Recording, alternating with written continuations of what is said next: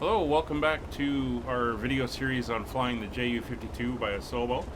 In the last video we got in the cockpit, we did the cockpit prep, we did the startup procedures, got her up and running, brought her down here to the runway.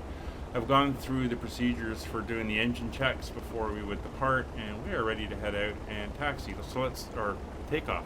So let's hop on board the aircraft and we will get her onto the runway and get her up in the air. So what we're going to do before we roll out is we're going to close the overheads and we'll close the side windows. You can hear the sound change, which is nice. And we are now ready to taxi out. So we're going to release the parking brake.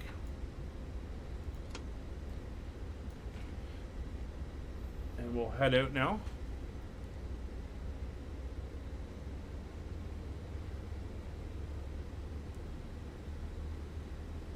Now, while I've looked at the original cockpit, and there seems to be some sort of wing level hold for the ailerons. There really is no autopilot in this airplane. You're going to be hand flying it the entire way, which is really nice and interesting. And once you trim it out, it's not too bad. I will say, and I'm going to point something out once we get lined up. And remember, she's going to want to swing that tail rather quickly if you're going quickly. And I think I've just overshot. Yeah, she didn't want to swing it enough. There we go. Sometimes you have to give it a little bit of a break and kick the rudder and all kinds of stuff like that. Of course, now she's sitting turned with her wheel cocked.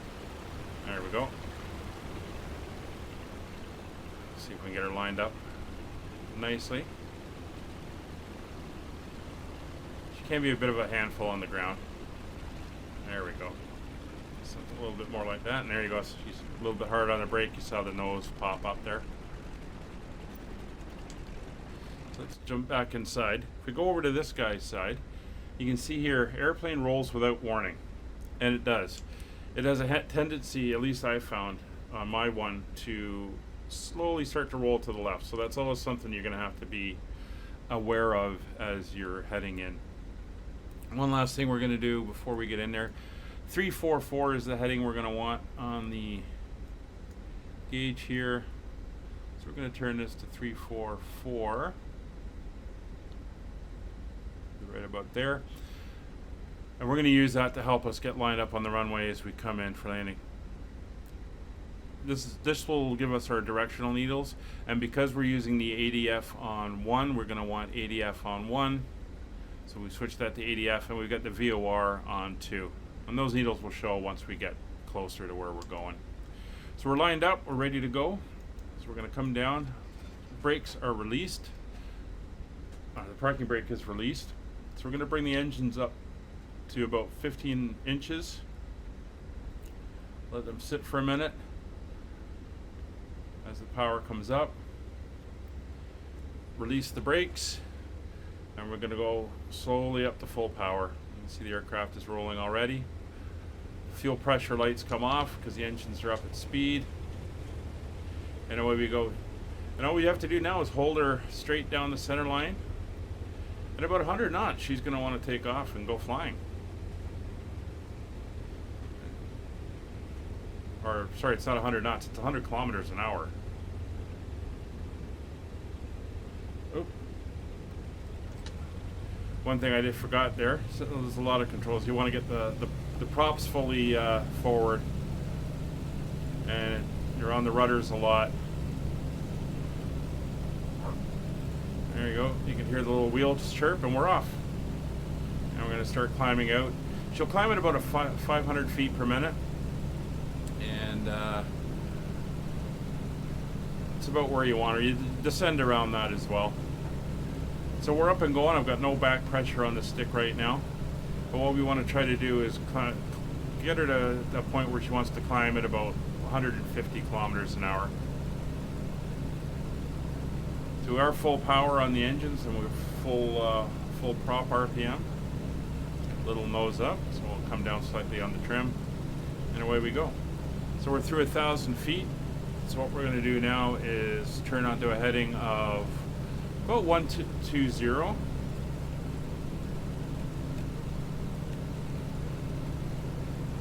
keep easing that back, trying to maintain that 150.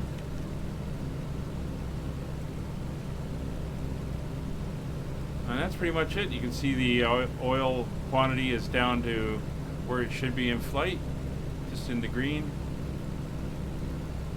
And there goes 210, which is roughly the heading we want.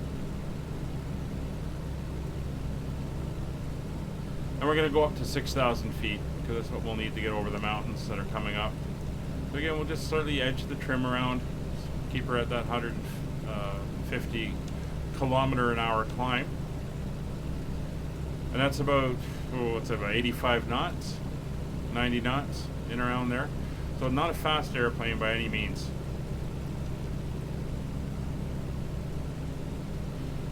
There we go. So if you look at the engine displacement on this airplane, these three engines are about 2/3 of the power of a single engine on a DC-6. So it's going to take a while to get anywhere. So we're going to come down here now that we're in the air and everything is working good and the engines are at full tilt. We can turn off the electric fuel pump. So you're trying to roll slightly to the left there. And we'll turn off the landing lights. We'll leave the strobe lights on. Taxi light can come off as well.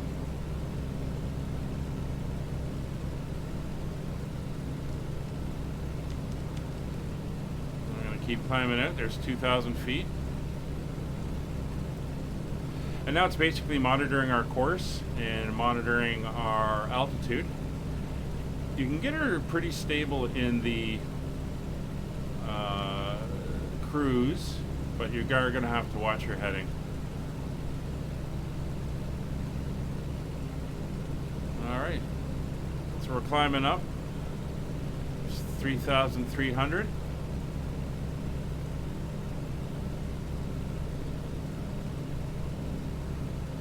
You get some nice views. Right, again, we got to just keep it up, finger on the wheel, just keep her going straight. Looks like a very fun airplane to tour around in, as you can see. Now we are flying, there's the airport behind us, so you can see we haven't gone very far. I'm flying this in Austria, and we're just leaving Vienna here. It's kind of its home territory. The Germany, Austria, Switzerland type of environment.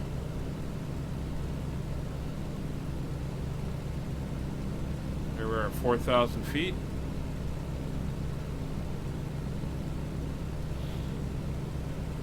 Now ideally once you're in cruise you would have power settings you'd set for the RPM and the manifold pressure, but really I find it flies very slowly at that point, not much above 160.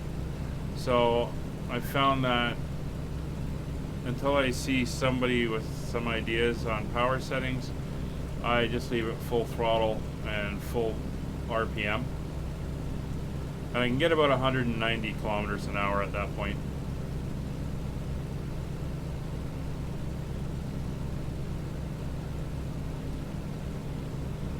We just monitor everything. Everything's looking good. Everything's in the green. EGTs are in the right spot. Carb heat. So the thing to bear in mind with this airplane is it is a VFR airplane. It's not really made to fly instrument flying, although you do have some nav aids in this one. There's really not much in the other one. VORs didn't exist back then. So while you can tune a beacon and head towards a beacon, an NDB, it's not really precision navigation. So this is all done with maps and VFR flight rules, compasses, stopwatches, that type of thing, just to try to get you to where you had to go. So daytime and nighttime VFR flying is what this is built for.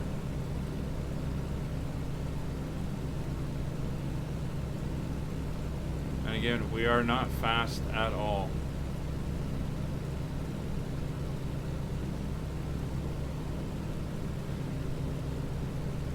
So we're only climbing at about 600 feet per minute. everything is looking good.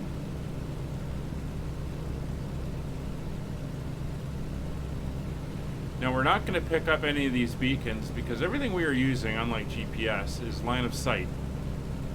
So VORs, NDBs for the ADF are all line of sight, and unless you are able to see them from your altitude, you're not going to pick them up. And because this thing doesn't fly too high, although it will go up to, 9,000-10,000 feet, you really don't want to be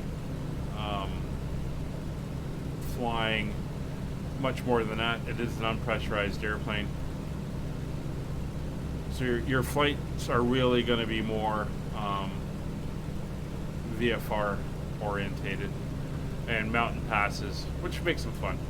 Here we are, we're coming up for 6,000 feet, so we're going to nose down to stop our climb. And we're going to try to keep it around 6,000 feet. So as we do this, she's going to want to trim out for the speed, so we're going to have to bring the nose down on the trim. Let her build up speed. There's 170 knots. A little bit of nose down. And we're going to just keep easing her forward until she stabilizes. It'll be about 190 is where she's going to stabilize.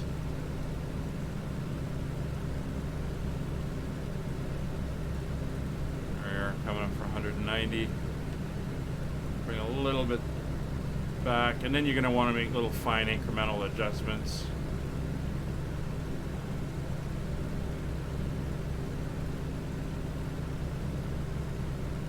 There we go. And she's constantly wanting to roll to the left, and you can see her wiggling slightly as I'm constantly doing little inputs there just to keep her going. And if you look away, if you look at your Navigraph charts or moving map or whatever you use, little nav map, you will find she'll roll out on you. So it's always constant adjustments.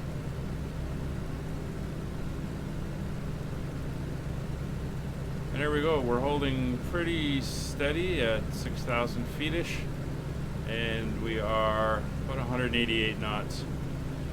So the airplane is sensitive to turbulence. It will get bounced around a little bit. So that's something that you do have to bear in mind as you fly along. But the views are lovely.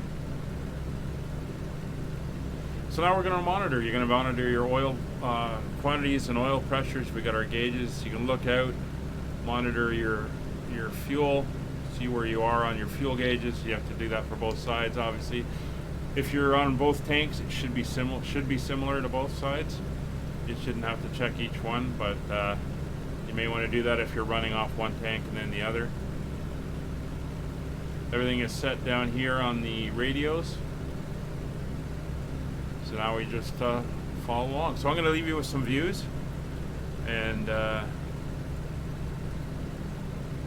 we will pick up our approach about midway through the cruise. We'll talk about what our approach is going to be or how the cruise is going, and then in the next video we'll probably do the arrival briefing and landing into grass.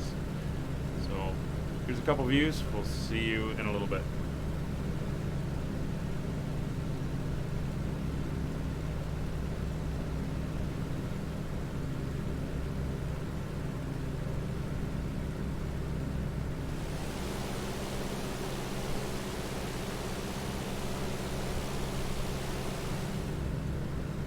Alright, so we're in the cruise. We're just monitoring everything that's going on. When I come back and join you for the last video, the third one in the series, we'll talk about our approach and arrival, our descent, and our landing into grass.